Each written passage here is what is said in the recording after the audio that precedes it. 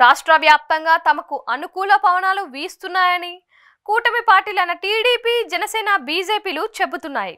అయితే క్షేత్ర స్థాయిలో ఒకంత పర్యటించి చూస్తే, వాస్తవాల వెలుగు రేఖలు ప్రసరించేలా చేస్తే వాస్తవం ఏంటి అనేది తెలుస్తోంది. కోస్తా, ఉత్తరాంధ్ర పరిస్థితి ఎలా ఉన్నా రాయలసీమ బెల్టులో మాత్రం కూటమి జోరు పెద్దగా కనిపించకపోగా, నాయకుల మధ్య సమన్వయ లోపం, పార్టీలో లుకలుకలు, ప్రాధాన్యం సహా టికెట్లు దక్కలేదన్న అసంతృప్తి వంటివి కూటమిని బేజారయ్యేలా చేస్తున్నాయి. ఇదే సమయంలో వైసీపీ దూకుడు మామూలుగా లేదనే టాక్ వినిపిస్తుంది. ఉమ్మడి జిల్లాల్లో సీట్లను పరిశీలిస్తే ఒక్క గ్రేటర్ సీమలోనే 64 నియోజకవర్గాలు ఉన్నాయి. వీటిలో గత ఎన్నికల్లో టీడీపీ 3 స్థానాలు మాత్రమే దక్కించుకుంది. మిగిలిన 61 సీట్లు కూడా వైసీపీ తన ఖాతాలోనే వేసుకుంది.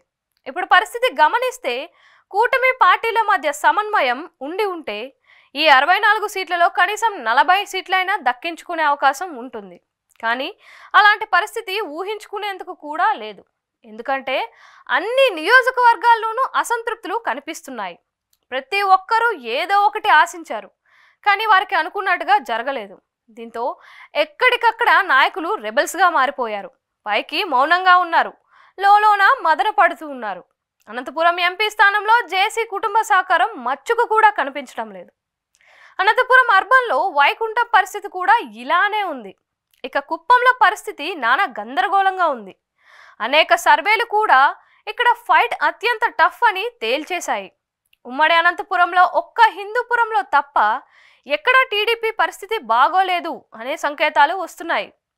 కర్నూలులో నాయకుల మధ్య సఖ్యత లేకపోగా, నంద్యాల, పాణ్యం, శ్రీశైలం, ఎమ్మిగనూరులో టీడీపీ రెబల్స్ నామినేషన్లు వేసేందుకు రెడీ అవుతున్నారు. చిత్తూరులో నగిరి నియోజకవర్గం గెలుస్తారని అంటున్నా గాలి భానుప్రకాష్ గ్రాఫ్ మాత్రం పడిపోతుంది. ఇది మరింత మైనస్ అయింది. అదేవిధంగా తిరుపతిలో కూటమి గెలిచే అవకాశం లేదు. చిత్తూరులోనూ ఇదే పరిస్థితి నెలకొంది. సత్యవేడులో గెలుపు కంటే కనీసం డిపాజిట్ దక్కించుకుంటే బెటర్ అంటున్నారు. ఇలా మొత్తంగా సీమలో కూటమి బేజారయ్యే పరిస్థితి ఉండడం గమనార్హం.